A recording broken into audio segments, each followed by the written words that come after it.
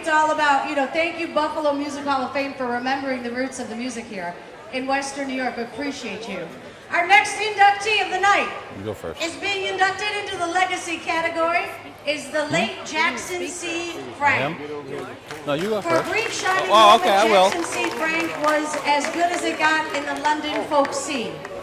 It was 1965 and Frank was convinced to go into an English studio by his friend Paul Simon. Yes, the Paul Simon. Frank recorded an album of fine songs, but one was the best of them all. It was called Blues Run the Game. It went on to be recorded by a host of Britain's best folk singers. Paul Simon even recorded it with his partner, Art Garfunkel, although it was a few decades before it became available to the public. Jackson C. Frank was from Cheektowaga. He's one of the survivors of the horrible fire at Cleveland Hill School that killed 15 of his classmates. The story of how he got from Western New York to London is told in a biography by Jim Abbott. It's a long tale that explores his artistry and his life, but his legacy is perhaps best defined by his music and the song of a lifetime, an entry into the Buffalo Music Hall of Fame. Accepting the award tonight is Jackson C. Frank biographer, Jim Abbott.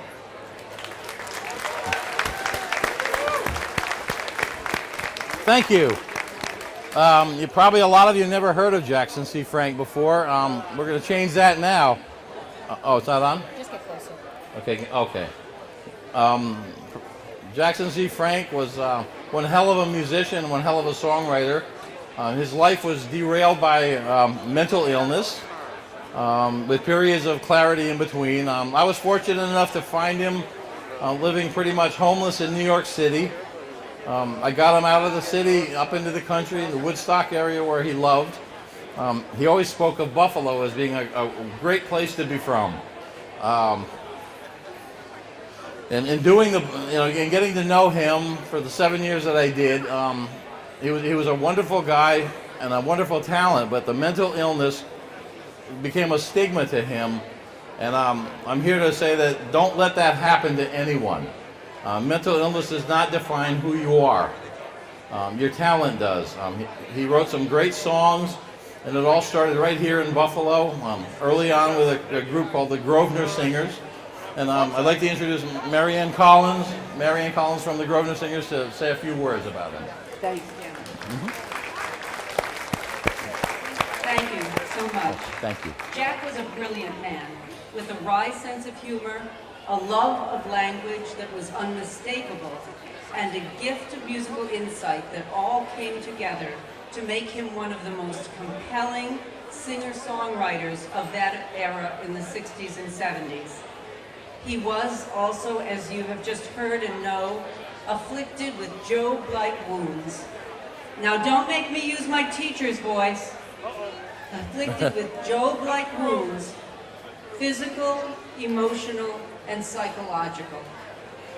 Those of us who are here, the Andersons and I from Woodstock and Jim, who knew him and cared for him, wonder what the potential that he had would have been if he had not suffered so.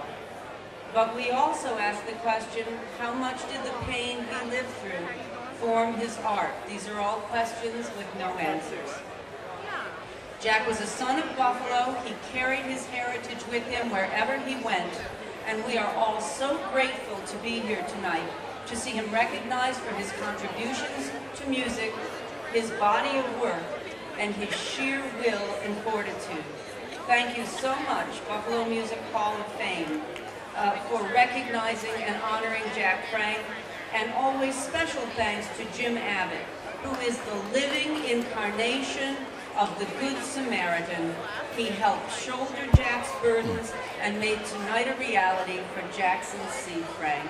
Thank you all. Thank you. Thank you.